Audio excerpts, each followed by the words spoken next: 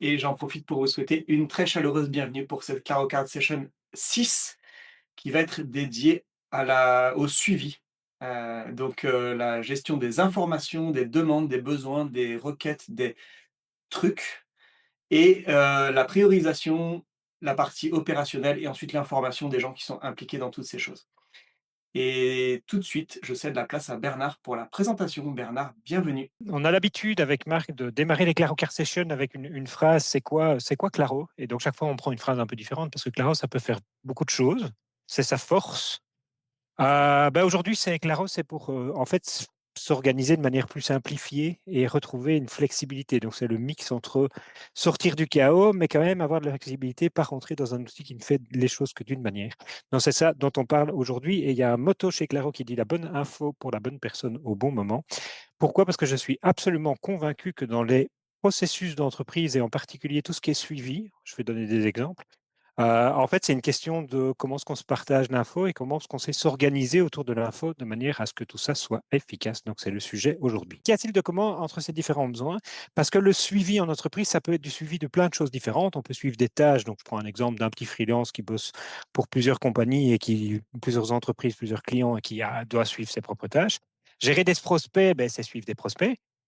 Si on fait un projet de digitalisation, si vous êtes business analyst, on sait qu'il y en a quelques-uns qui viennent au Clarocar Session, ben, c'est pas tout à fait des tâches, c'est des idées de digitalisation, des besoins de digitalisation. Si on développe un produit, je sais qu'il y en a qui sont plutôt product owners ou dans des équipes de développement, ben, on suit aussi des choses, des fonctionnalités, des bugs à régler, des choses comme celle-là. Si on fait un planning éditorial, on suit plutôt des idées marketing de posts qu'on a envie de mettre sur les réseaux sociaux. Et tout ça, en fait, c'est du suivi. C'est du suivi chaque fois un peu différent, mais c'est du suivi.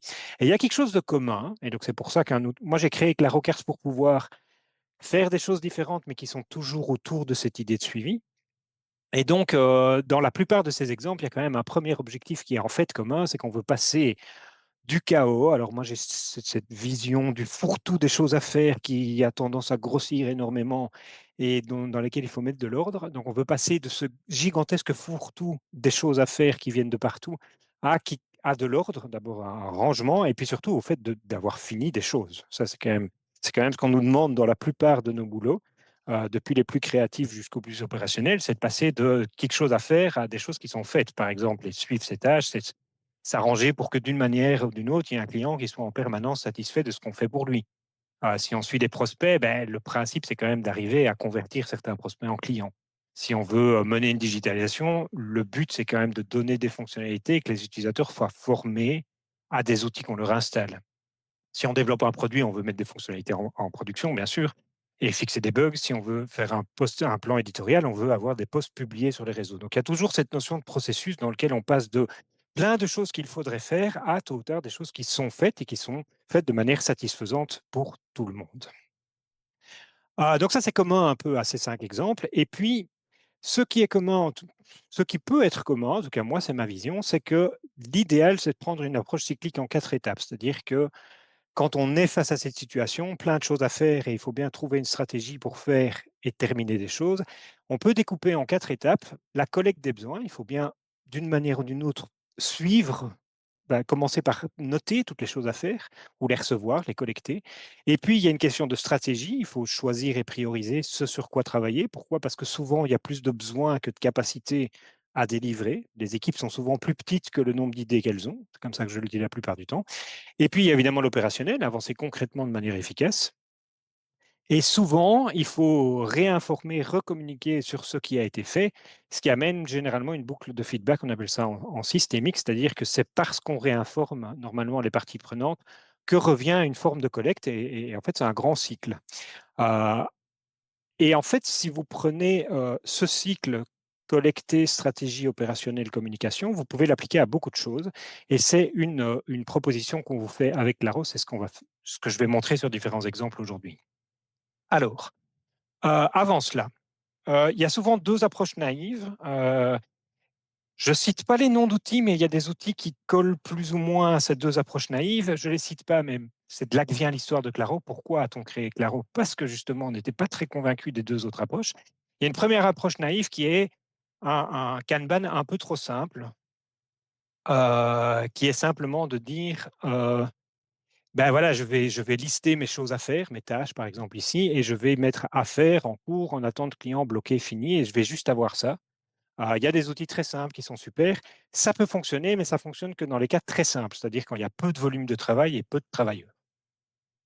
Et le problème qu'il y a souvent, je ne sais pas si vous l'avez eu, mais je connais vraiment énormément de gens qui sont d'accord si je dis ben, la colonne à faire a tendance à grandir à l'infini et on a 1 million de choses à faire et en fait on est incapable de choisir, de faire en sorte que toutes ces cartes ici, des choses à faire, ces tâches arrivent en fini. Donc ça manque un peu de stratégie. Donc c'est un petit peu trop court et donc ça fonctionne dans des tout petits processus, mais quand on est dans du CRM, du business analysis, du product owning ou même du marketing un peu large, ça passe pas. Alors, il y a une autre tendance que moi je vois, approche naïve, que je vois dans certains autres outils, c'est de croire que parce qu'on fait des bases de données, que ce soit un grand fichier Excel ou que ce soit dans les outils un peu modernes, on fait des tables, on les lit en traîne, on met plein de data et puis on dit, ben, c'est génial, comme on a tout mis dans une base de données, c'est bon, on est digitalisé, ça fonctionne. Et en fait, c'est naïf. Pourquoi? Parce qu'il ne faudrait pas croire qu'une grande table de données comme ça fait un processus. En fait, l'information qu'on digitalise, qu'on met dans une base de données ou dans un outil, a tendance à soutenir un processus, mais il ne le crée pas. Et donc, si en permanence dans vos outils, vos ERP, etc., vous avez toujours ces grandes tables, ces grandes tables, ces grandes tables, ça capture de l'info, mais ça ne fait pas un processus. Les gens ne savent pas, c'est pas parce qu'ils ont l'info comme ça, plaf, un grand tableau, qu'ils savent comment faire avancer ces 4 fameuses étapes dont on a parlé, collecter, choisir, prioriser, avancer et informer. Alors, notre proposition avec Claro, c'est donc, Claro, c'est un outil de suivi de ticketing. C'est comme ça qu'on va le voir aujourd'hui, en tout cas. Ça permet de faire des petites cartes. Mais la force de Claro, c'est qu'on peut voir ces cartes dans des tableaux de bord différents. On va toujours voir les mêmes cartes ou un sous-ensemble des mêmes cartes, mais on va pouvoir créer des tableaux de bord qui donnent à chaque personne la bonne info au bon moment. Et donc, on va venir ici dans la ClaroCart Session vous montrer comment soutenir vos processus de suivi avec ClaroCart en créant en fait simplement des tableaux de bord dédiés aux 4 fameuses étapes. Créer des boards pour collecter, c'est créer des cartes avec un minimum d'encodage, passer un minimum de temps, capturer l'info quand elle passe. Choisir priorité, c'est bouger les cartes pour prioriser. Alors, je ne vais pas focaliser sur ce que j'appelle les 50 Shades of Prioritization. Il y a plein de manières de prioriser dans la vie. Je vais montrer des choses simples là-dessus. Puis, avancer concrètement, on est dans le monde du Kanban, hein, donc ces tableaux où on bouge les tickets de la gauche vers la droite. On est dans le monde du Scrum, si vous connaissez, dans le monde de l'agilité, du Lean, de toutes ces notions-là. Comment avoir des techniques pour avancer concrètement. Je vous donne quelques exemples de nouveau aujourd'hui. On fera une ClaroCart Session spécialement sur certaines techniques un peu plus tard, probablement en 2026, ici dessus. Et puis, il y a informer, c'est créer des tableaux de bord spécifiques dans le but d'informer les gens et de revoir ce qui s'est passé, et je vous donnerai des exemples. Alors, la suite, c'est une démo. C'est une démo, évidemment, on va utiliser ClaroCart. Évidemment, on pense que c'est le meilleur outil pour instancier la méthode que je vous montre. C'est logique, on est là pour ça. Cela dit, puisqu'on sait que parfois utiliser de nouveaux outils, c'est compliqué dans les entreprises, la plupart des choses que je vous montre aujourd'hui, en fait, sont applicables, mutatis mutandis, comme on dit en latin, j'aime encore bien cette expression, à d'autres outils que ClaroCart. Bon, il faut retrouver un peu ces billes. Alors, ça va être plus facile dans un Jira que dans un Trello, parce que Trello est très limité. C'est évidemment possible dans Notion. Donc, on est aussi dans les ClaroCare Sessions dans une forme d'aide à de formation. N'hésitez pas à prendre des idées ici et à les appliquer à d'autres outils. Mais n'hésitez pas aussi à venir plutôt utiliser ClaroCare, ce qui s'y prête beaucoup mieux. On l'a créé pour ça. Et je vais prendre 3 exemples. Je vais prendre un exemple d'un petit freelance qui bosse et puis un petit exemple vous montrer, en fait, c'est la même chose pour un CRM et un troisième exemple qui est, en fait, c'est plus ou moins la même chose pour le product owning. C'est-à-dire, c'est pas la même chose, mais c'est le même processus. C'est tout aussi convaincant dans les 3 cas. Mais on va évidemment instancier les choses. Ça va être plus spécifique dans chaque cas. On va commencer par quelque chose que je suppose tout le monde connaît.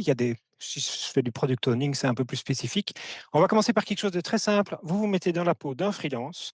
Ce freelance a des tâches à faire. Il travaille pour plusieurs clients. Dites-moi si c'est assez zoomé. Il travaille pour plusieurs clients. Donc là, j'ai quelques clients. Il a des tâches à faire. Il y a peut-être des échéances sur les tâches. Il y a peut-être, on va y venir, des priorités. Il y a peut-être un statut. Et on sait peut-être que la tâche a été créée à telle date. Et dans l'étape de puis, on y viendra plus tard. Donc, cas très simple, vous faites une liste de tâches, vous avez une grande liste de tâches par client, vous travaillez tout seul et vous vous dites comment est-ce que je m'organise dans une situation comme celle-là. Alors, comme j'ai dit, ben, s'organiser sur base d'un tableau comme ça, honnêtement, moi je trouve que ça passe pas, en tout cas c'est mon avis. Et je vois dans beaucoup d'endroits qu'en fait ça passe pas du tout.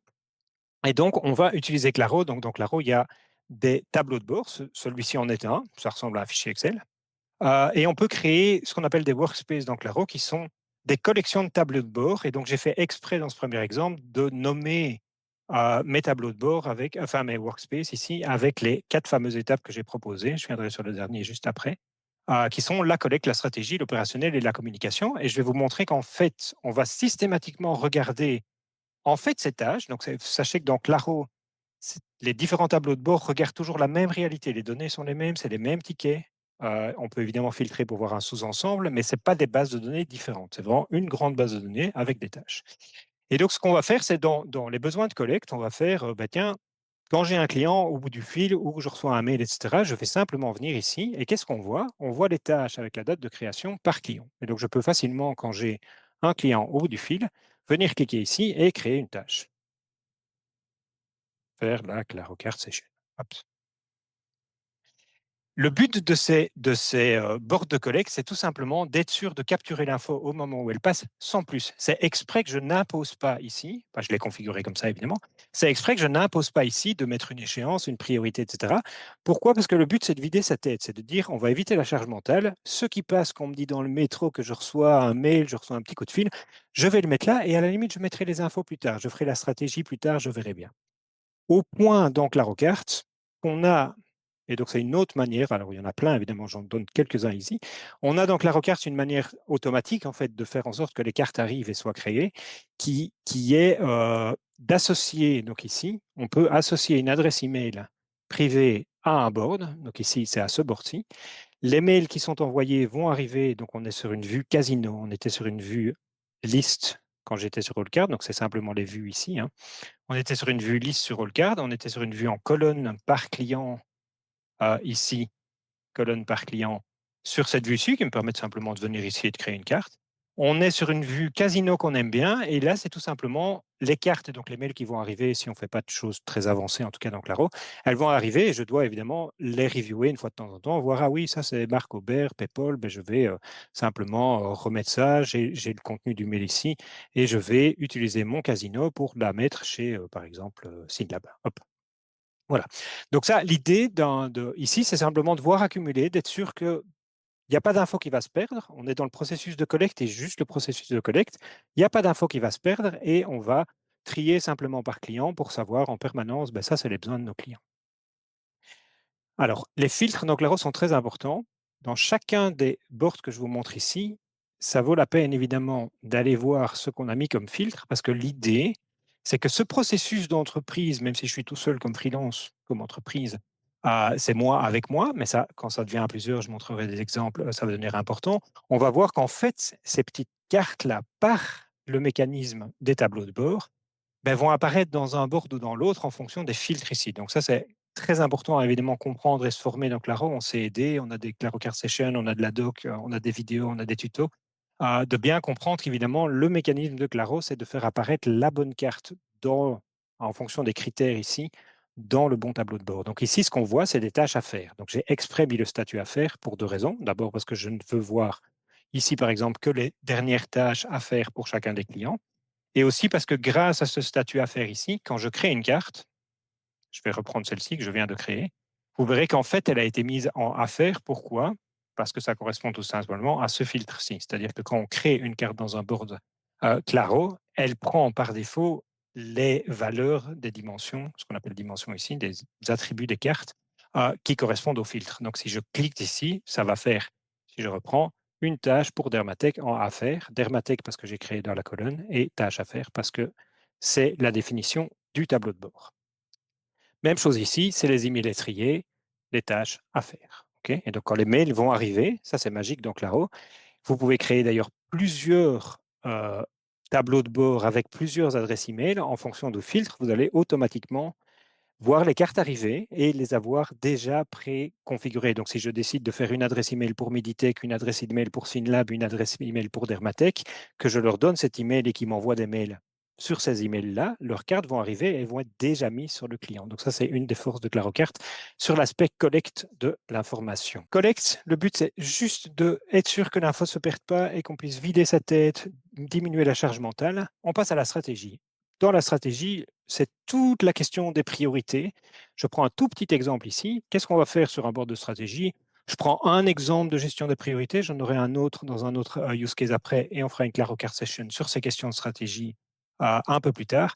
Ce qu'on va faire, c'est tout simplement voir nos cartes. Alors, toujours bien voir les filtres, hein. On va regarder toutes les cartes, on va voir évidemment les affaires, mais y compris peut-être les encours, les attentes clients, les bloquer. On va revenir sur ce statut un peu plus tard, qu'on peut évidemment modifier soi-même, hein. Donc, Claro, vous avez vraiment la main pour choisir les valeurs que vous mettez pour toutes les dimensions ici. On va prendre tout le travail à faire et on va en permanence, par exemple, prendre un Moscow, on appelle ça must, should, could, want. C'est une des techniques de priorisation parmi plein d'autres qui consiste quand même à dire, bon, ben, toutes les choses ne se valent pas, donc il y a des choses, ça, il faut absolument faire une clear record session. Le urgent de Marc Aubert, en fait, ouais, il trouvait ça urgent, mais à la réflexion avec lui, on n'a pas trouvé ça si urgent que ça. Ça, en fait, on ne va pas faire. Par défaut, on ne va pas faire. Et ça, on va quand même vraiment du must. Donc, le but, c'est vraiment de faire cette première étape de tri. Alors, il y a le Moscow, il y a évidemment la matrice d'Eisenhower, importance urgence pour ceux qui connaissent, qui est très, très connu là-dedans, qu'on sait modéliser dans Claro aussi. On a un mode matrice ici. Mais donc là, l'idée, c'est vraiment de dire, bon, comme on sait que la tendance des choses à faire, que la liste des choses à faire a tendance à grandir plus vite que la capacité d'une équipe ou de soi-même à faire fermer les choses, c'est une première manière de faire de la priorisation en disant, à défaut de pouvoir tout faire, eh ben, on va plutôt faire les musts. Alors, j'en profite ici à pour une petite formation Claro, il y a évidemment les boards qui existent, qu'on peut créer, etc., et se balader dedans. Il y a des outils de navigation dans Claro. Donc, s'il y a un moment, j'ai envie de dire oui, mais dans ce board-ci, j'ai envie maintenant de focaliser en disant j'ai envie de voir ces 5 cartes-là et de rien de voir. Dans le menu ici, il y a toujours les Zoom on cards et Zoom on cards by. Le Zoom on card va tout simplement remettre un filtre sur les musts. Donc, si on ouvre ici, comme ça, j'en profite pour vous montrer un peu Claro. Si je fais ceci, Zoom on card, je vais même ouvrir celle-là, comme ça vous le verrez bien. En fait, ce qu'il va simplement faire, c'est qu'il va passer en gris là-bas avec un filtre en plus. Très facile, très utile en réunion. Ici, on focalise sur les musts. Et donc, la bonne info au bon moment, c'est vraiment passer d'un monde où il y a plein de choses avec des priorités différentes à un monde où on focalise en disant, là, j'ai mes 5 musts. Et le reste, à la limite, je peux oublier. Et de nouveau, c'est pas perdu. Mais là, je peux focaliser sur les 5 musts. Cette question, donc ça c'est un tout petit exemple de stratégie avec des priorités. On peut faire des choses beaucoup plus avancées évidemment, mais ce n'est pas le sujet aujourd'hui. On regarde ça de très haut aujourd'hui. On passe évidemment, si on veut focaliser sur les musts, on passe en fait dans le monde de l'opérationnel, c'est-à-dire au moment, et c'est quand même le plus important, où on se met à travailler. Bah, le but, bon là on est sur un cas classique, le but c'est quand même de faire avancer les choses. Alors on va regarder de nouveau.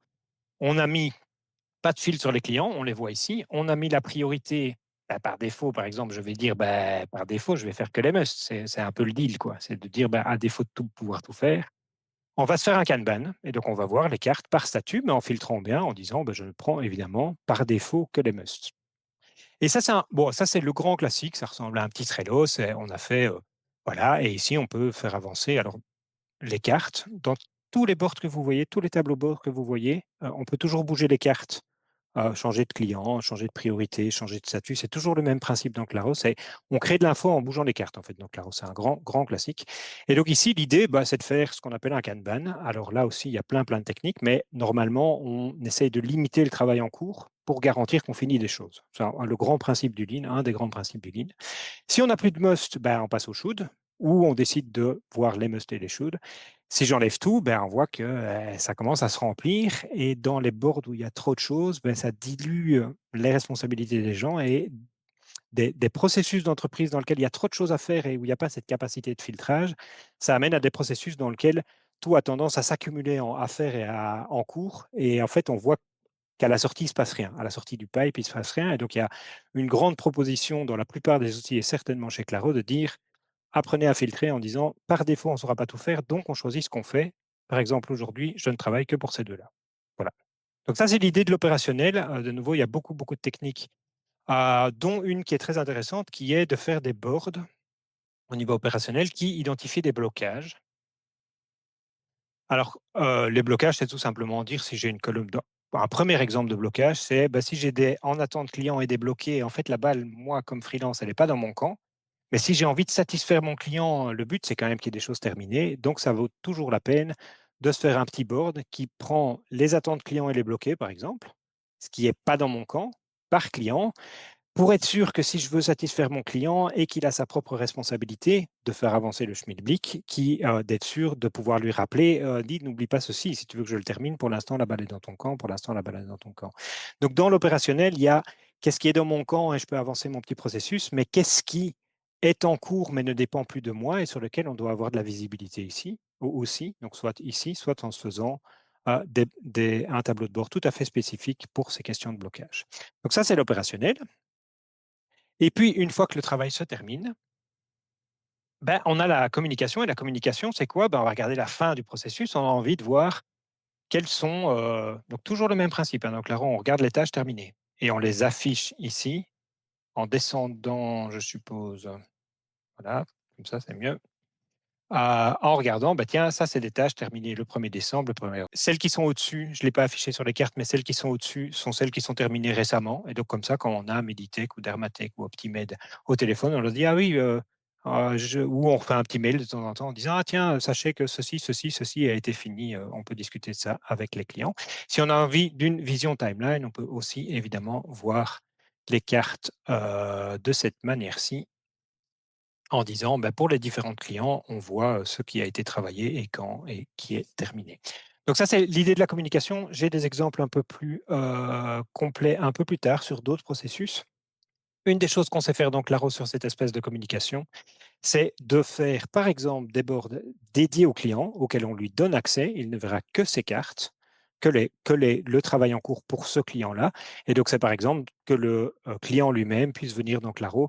Là, il n'y a que des cartes Meditech. Lui ne pourrait normalement même pas le voir ici. Il ne voit pas qu'il y a d'autres clients dans cette configuration-ci. Et donc, ça lui permet de voir un peu ben, où est-ce qu'on en est, sur quoi il bosse, c'est quoi les priorités qui ont été mises, est-ce qu'on est sûr d'être d'accord sur ces priorités et de revoir peut-être, tiens, voilà les dernières choses qui ont été terminées pour ce client-là. On peut lui donner accès au board.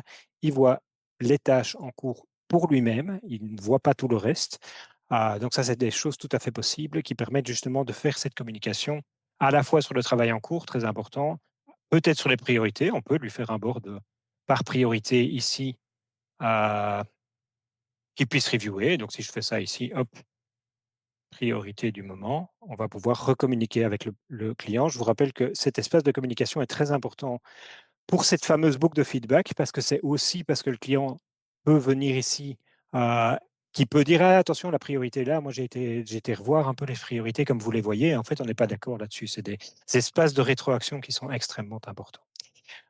C'était un premier exemple simple. Je vous propose de prendre le temps de l'instancier deux exemples différents CRM Product Owning. Ça va être les mêmes mécaniques, donc je vais aller pas beaucoup plus lentement en tout cas, mais pour vous montrer que ça s'applique tout à fait à d'autres sujets qui vont s'instancier sur autre chose que des tâches qui a tendance à être d'ailleurs un petit peu plus intéressant d'un point de vue du processus. Je vous donne un autre exemple. Alors ça va être le même principe, c'est exprès dans cette Clarocar Session qu'on voit des solutions, des situations différentes euh, sous le même angle, qui sont ces quatre fameux moments.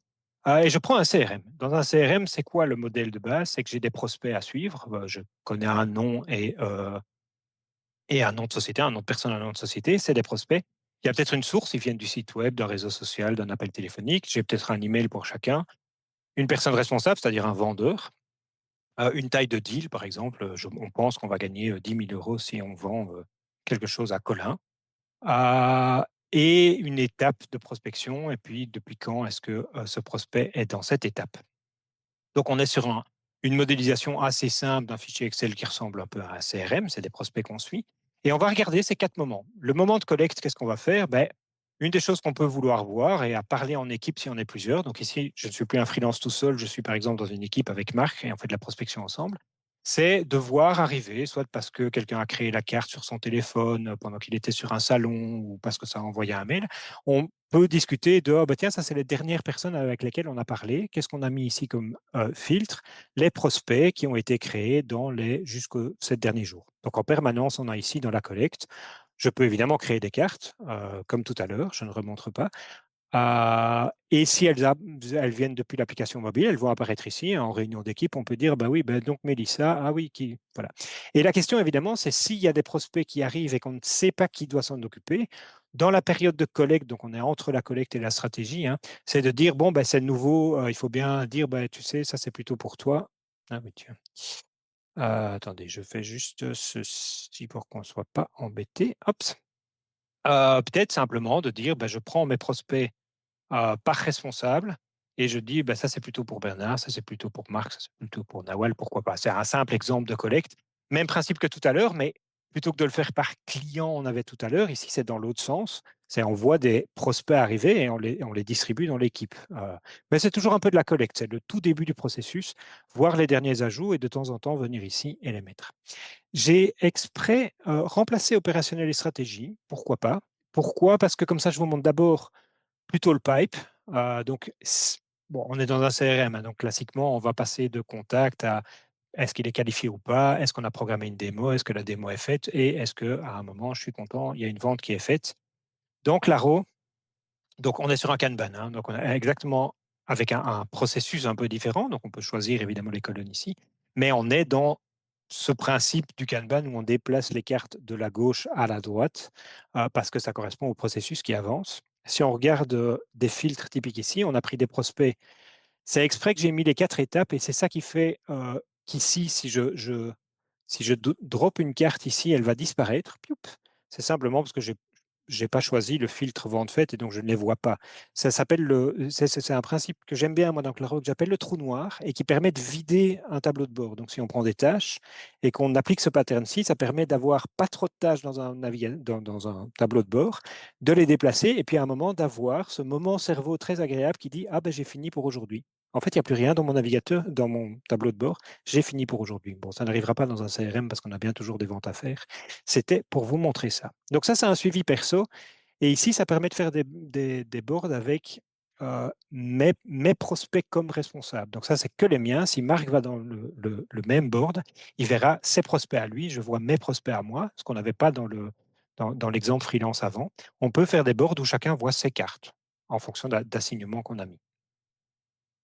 Dans l'opérationnel classique, sur un truc comme sur un exemple comme ça de CRM, ça, c'est mes prochaines démos. C'est-à-dire que pour chacune des cartes ici, je repars ici, les démos programmées, il y a une date ici, ok, sur chacune des cartes là. Et donc, si j'ai envie de voir ça comme agenda, dans l'opérationnel, c'est tout à fait logique de savoir, demain, j'ai toutes ces démos-là. Attention, les deals ne sont pas les mêmes, ils ne viennent pas du même endroit, c'est peut-être pas les mêmes personnes. Ce genre de vue est très, très utile. À propos d'agenda, sur ce genre de vue, on a Board Tools Export, on sait faire un export calendar qui nous donne un petit lien. Je ne vais pas le faire ici, mais on peut demander un lien ici et le mettre, c'est un format standard qui s'appelle iCal, et donc vous savez mettre ça dans votre Google Agenda ou tout agenda similaire, Outlook ou autre. Dans l'opérationnel, classiquement sur un CRM, il y a cette question évidemment de, une fois que la démo est faite, on aimerait bien évidemment faire la vente. Ça demande un focus, donc même exemple que tout à l'heure, en fait, je peux faire un focus sur les démos faites. J'en ai fait un board aussi que j'appelle Let's Close. Mettre de l'énergie ici pour les montants, pour faire les ventes, ça vaut toujours la peine d'aller dans ce Let's Close, donc de faire les prospects pour lesquels on a fait une démo dont je suis responsable. Et c'est là que peut-être c'est le plus utile au niveau opérationnel de mettre un peu d'énergie, c'est d'essayer de convertir évidemment ces clients après la démo s'ils étaient convaincus. Là, on est dans l'opérationnel. Si je montre un peu de stratégique dans le cas d'un CRM, alors de nouveau, le stratégie, il y a moyen de faire plein de choses. On en fera des claroqueurs spéciales session dédiées à ce sujet-là. Une analyse de blocage très utile aussi. Je vous montre un exemple qui est un grand classique dans les CRM, mais pas que, c'est de dire, si je regarde, donc ici j'ai carrément fait une matrice, mais si je regarde le statut ici et depuis quand la carte est dans ce statut en colonne, je vois des choses absurdes. C'est normal, c'est des données random que j'ai demandé à ChatGPT, mais en fait, je vois ça dans beaucoup de processus d'entreprise. C'est par exemple des démos qui ont été faites il y a très longtemps, et en fait, le truc est calé depuis le premier trimestre Q1 dans des faites. Et donc ça, c'est beaucoup de pertes en fait dans les processus des entreprises. Ici en CRM, c'est on a fait des démos, on les a pas relancés. Voilà, donc des boards comme ceci, là on est dans largement la stratégie la post-opérationnelle, quoi. C'est de dire, on va analyser où est-ce que ça coince dans le processus, comment c'est possible qu'on ait autant de démos qui ne sont pas suivies derrière, est-ce qu'on n'oublie pas de faire des relances. Donc, dans une équipe qui fonctionne très bien, normalement, on verrait que tout ce qui est dans les statuts avancés est plutôt récent, parce que sinon, c'est qu'il y a voilà, des goulots d'étranglement.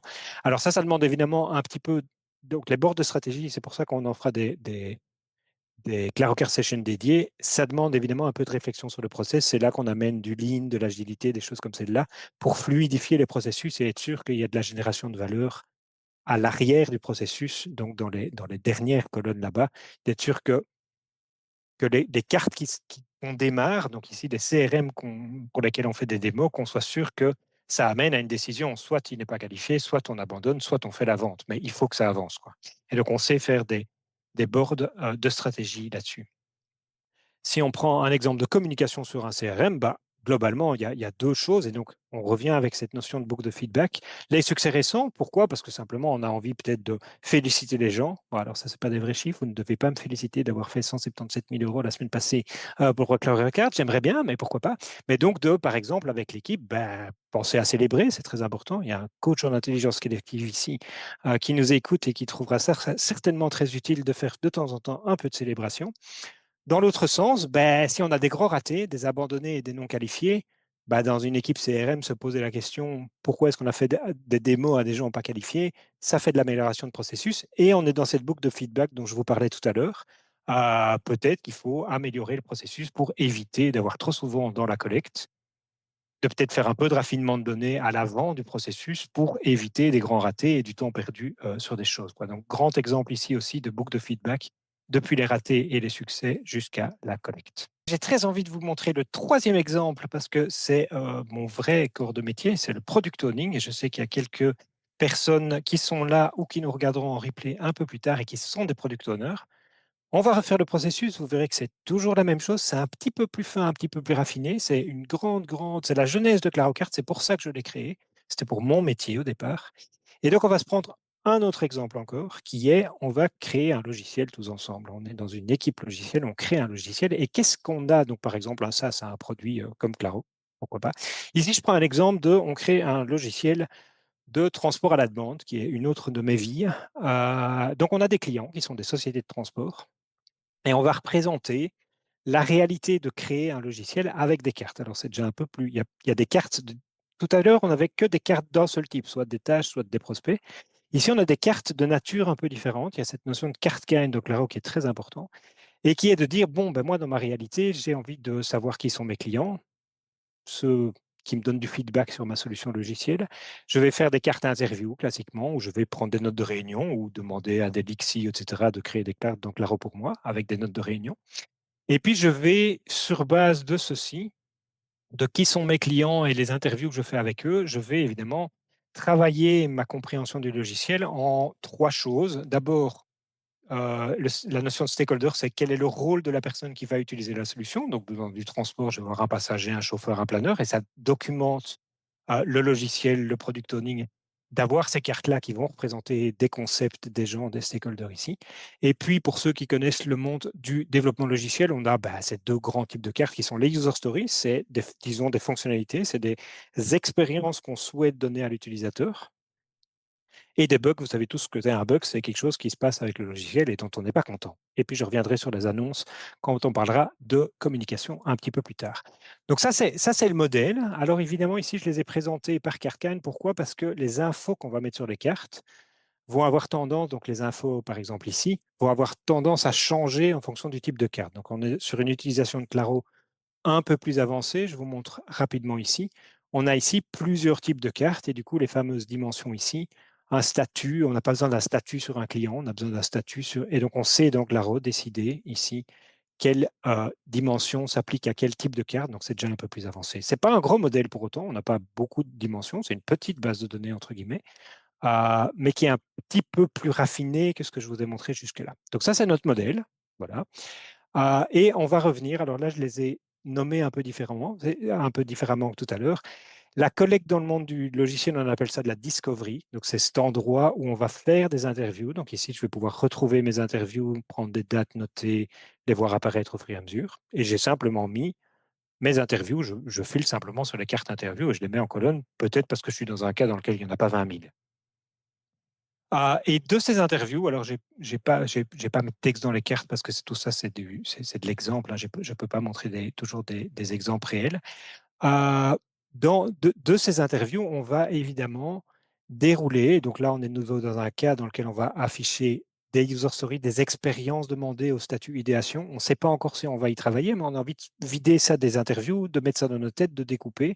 Et donc, par demandeur, par client demandeur, on va noter tout simplement, ça c'est ce qu'ils ont demandé, ça c'est ce qu'ils ont demandé, ça c'est ce qu'ils ont demandé. Et de nouveau, on est dans la collecte. Donc le but, c'est de créer de l'info. C'est pas de la raffiner, de retrouver les demandes similaires, etc. C'est juste d'être sûr d'avoir découpé, d'avoir une première découpe. Et c'est peut-être dans ce board discovery ou customer support que, en fonction, qu'on va aussi noter les bugs. On va dire, oui, mais là, il y a un bug, là, il y a un bug, là, il y a un bug, il y a tel demandeur, soit les clients, soit les rôles, hein. Donc ici, je peux voir par stakeholder. Donc, chez les passagers, il y a tel bug, sur l'application mobile, il y a tel bug, sur le planeur, il y a tel bug, etc. Et donc, je vais avoir cette discovery, cette collecte qui consiste simplement à transformer de l'info qui nous vient d'un peu partout en bugs et en demande d'expérience de la part des clients, user stories et bugs. Mais il n'y a pas encore de stratégie. Le but, c'est de commencer à découper et d'avoir des choses sur lesquelles travailler. Si on va sur la stratégie, généralement, la stratégie dans le monde logiciel, on appelle ça plutôt le product owning. Il y a moyen de faire plein de choses, trouver des cartes similaires, les lier les unes aux autres, les regrouper par épique. Je n'ai pas été trop loin dans ce template-ci, mais si certains d'entre vous sont intéressés, on peut montrer ça sur des projets clients qui nous donnent l'autorisation, sur des cas tout à fait complexes. Ici, j'ai simplement montré un exemple assez simple dans lequel je vais montrer les user stories en idéation et à implémenter, donc avant qu'on les envoie vers les développeurs. Et qu'est-ce qu'on va faire en fait dans un board comme cela? On va en fait choisir sur quoi, qu'est-ce qu'on va mettre dans le produit et qu'est-ce qu'on va pas mettre. Et c'est très important. C'est cette même notion de priorisation, mais exprimée un peu différemment ici, qui est de dire, par défaut, les développeurs, en fait, on va pas leur montrer l'idéation, parce que le but, c'est que le développeur il focalise sur le à implémenter qu'on a décidé de mettre dans le produit. Et donc ici, c'est justement un exemple de board où on peut décider soit de dire, bon, les développeurs, ils avancent pas très vite, donc on va leur mettre pas trop, comme ça on est sûr que ça sort. Ou à l'inverse, bon, on va leur donner de l'info, ça on est sûr qu'on veut, donc dans les prochains mois, ça viendra. Et à eux de s'organiser peut-être en équipe. Donc c'est vraiment un board dans lequel je vais passer de l'idéation à la décision d'implémenter. Donc c'est pour ça que c'est de la stratégie. C'est vraiment cette notion de décision qui est très importante, de dire, OK, mon produit aujourd'hui, il est comme il est, et dans quelques semaines, parce qu'on a décidé ceci, il y aura ça en plus dans le produit. Un autre board classique, dans mes processus, en tout cas comme product owner, c'est de dire, bon, ça c'est sur des fonctionnalités. Sur les bugs, je vais faire quelque chose de très différent. Donc, je vous avais dit, il y a plein de manières de faire de la priorisation. Sur des bugs, moi, une des manières que j'utilise, c'est de dire, est-ce qu'un bug affecte tous les clients, plusieurs clients, un client, mais toujours, quelques clients, mais parfois, ou quasi personne. Pourquoi? Parce que j'ai pas envie que mon équipe de développement commence à travailler et à mettre plein d'heures de développement sur des bugs qui, c'est vrai, sont des bugs, mais qui en fait n'impactent quasi personne. Et donc, c'est une manière de faire de la priorisation. Il y en a plein d'autres. Mais ça permet vraiment de dire, bon, au moins sur cette notion-là, si on dit on a une stratégie zéro bug, on peut affiner cette stratégie. Vous verrez que j'ai un board, à mon avis, zéro bug là-bas. Affiner cette stratégie en disant, OK, c'est de la stratégie zéro bug sur les tout clients, plusieurs clients et un client toujours, par exemple. C'est ça notre stratégie zéro bug, de raffiner quand même. Parce que des bugs, en tout cas les développeurs le savent, il y en a toujours plus que ceux qu'on sait régler. Donc il y en a qu'on réglera jamais, qui continueront à exister. Il y en a d'autres qui bloquent tout le monde ou pour lesquels on a des SLA qui nous empêchent de ne pas les fixer. Donc voilà, deux petits exemples de stratégies très différentes. Vraiment cette notion de qu'est-ce qu'on met dans le produit et cette notion de où est-ce qu'on met la barre de la qualité. Pas du tout les mêmes questions. Deux questions stratégiques absolument essentielles en produit. Et il y a moyen de faire plein d'autres choses dans ce product owning, ces stratégies. Si je passe au développement, on va retrouver notre grand classique, hein, on va avoir un Kanban. Et qu'est-ce qu'on a mis ici? On a mis exprès pas l'idéation, parce qu'on ne veut pas que les développeurs se mettent à développer des trucs dont on ne sait pas encore si on les a mis dans le produit. Mais par contre, on va leur remettre leur processus à eux. Depuis tout ça, vous pouvez, et donc on monte le stakeholder, c'est pour le passager, c'est pour le chauffeur. On pourrait même faire une matrice, si on veut, par stakeholder ici. Hop, on va montrer, voilà, pour le passager, on a ça dans le pipe. Pour le chauffeur, on a ça dans le pipe. Pour le planeur, on a ça dans le pipe. Je trouve d'ailleurs qu'ici, il y a intérêt à avoir quelques développeurs parce qu'il y a déjà du monde dans ce sprint. Ici, j'ai pas mis de sprint d'ailleurs. C'est un sprint, on est en mode Kanban, donc c'est plutôt cette notion de je choisis de mettre dans le produit, j'attends que l'équipe déplace les cartes et quand il y a moins ici, je peux leur en remettre quelques-unes. Il y a moyen de modéliser ça avec plutôt des sprints. On fait différentes choses. J'ai différentes équipes qui font différentes choses, moi. Mais donc, on est dans l'endroit opérationnel où les développeurs développent le logiciel en faisant avancer les tickets. Un board que j'aime bien, moi, dans les équipes développement, c'est d'avoir un board zéro bug en disant, bon, ben, en permanence, il devrait être vide. Pourquoi? Parce qu'il implémente notre stratégie de qualité qui dit, par exemple, ici, je ne l'ai pas mis, mais je pourrais. Notre stratégie de qualité, c'est que notre board zéro bug, comme je disais tout à l'heure, je mets des filtres, je vais ici, je fais update, je sauve cette vue-ci. C'est de dire, bon, mais normalement, ce tableau de bord est censé être vide. Si on a une bonne qualité, ben, en permanence, il y a très très peu de tickets dans ce.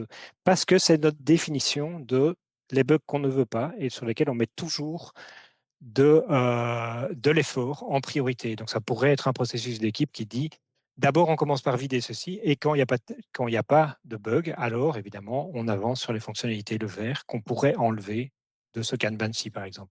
Donc là, de nouveau, on peut un peu affiner son processus comme on le veut.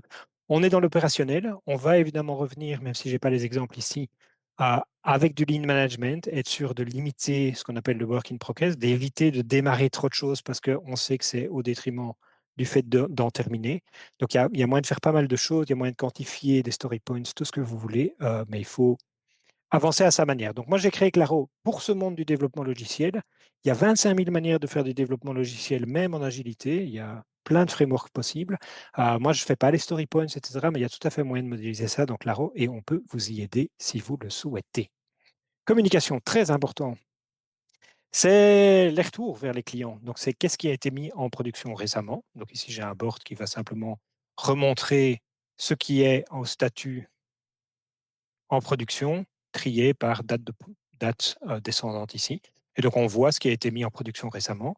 On voit un petit board coming soon que j'aime bien aussi, qui est de dire qu'est-ce qui est en statut, soit à tester, soit à déployer, par exemple ici, en disant, bah, tiens, voici ce qui va arriver pour les passagers, voici ce qui va arriver pour les chauffeurs, voici ce qui va arriver pour le planeur. Pourquoi? Parce que ça permet de faire une communication soit de marketing, soit de produit envers les personnes concernées. Donc, on peut le faire soit par stakeholder, soit si on a tenu compte de mettre sur les cartes, sur les user stories, qui étaient en fait les clients qui le demandaient. C'est de remontrer, ben, voici les choses qui vont arriver et pour lesquelles on doit recommuniquer vers les différents clients. Par exemple, si on est dans un SaaS B2B avec peu de clients, ça fonctionne tout à fait de faire des mails tout à fait dédiés à certains clients. Et alors, un processus que je vais vous montrer en réel dans un moment, un grand classique, bah tiens, finalement, qu'est-ce qu'on doit redocumenter? C'est-à-dire, dans la documentation, par exemple, utilisateur, ah oui, ça, c'est quand même vraiment important, ou ça, c'est tout à fait de l'ordre du détail, on ne va pas redocumenter ça. Ce bug-là était complètement privé, il ne faut surtout pas que ça sorte, on va le mettre ici. On va avoir du coup une redocumentation des cartes ici, qu'on peut dire, ben voilà, ça c'est documenté. Et peut-être, dans certains cas, c'est pour ça que j'avais mes cartes de type annonce, de refaire les annonces, par exemple, avec plutôt des newsletters ou des choses comme celle-là qu'on va mettre comme des cartes Claro.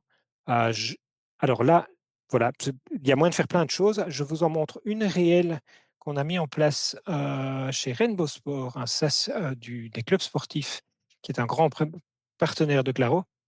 Euh, voilà, ça c'est typiquement le processus d'annonce chez eux, piloté par Claro et qui utilise non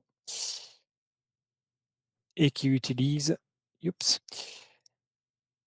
qui utilise le nouveau module de Claro qui s'appelle Claro as a Website, dont on a un petit peu parlé, mais on n'a pas encore fait beaucoup de pub parce qu'on le teste d'abord en interne, dans lequel on va avoir simplement dans le board communication ici, des petites cartes où on redocumente, un petit processus d'annonce où on crée des mises à jour, et on a Claro as a Website ici, donc c'est un site web public parce que c'est des infos publiques, dans lesquelles les cartes réarrivent ici, et dans lequel on va simplement redocumenter avec la mise à jour, faire des mises à jour, faire en fait une forme de changelog, dans lequel on réexplique avec des simples cartes Claro les modifications récentes, et donc le processus est très très simple ici. Si on documente une carte et qu'on la place en envoyé vers le client, elle apparaît magiquement sur le site web. Et donc, on a vraiment cette chaîne. Et puis, évidemment, les clients vont ici, ils peuvent suivre eux-mêmes ce qu'ils ont lu, ce qu'ils ont lu, ce qu'ils n'ont pas lu. Et c'est cette boucle de rétroaction. C'est parce qu'ils vont voir ici ce qu'on a décidé de documenter parce qu'on l'a mis publiquement, qu'ils reviennent vers nous et on repart sur la collecte en disant, ah ben on a vu, on a essayé, il y a ça qui ne nous plaît pas, et on refait de la discovery avec eux ici. Voilà mon troisième exemple.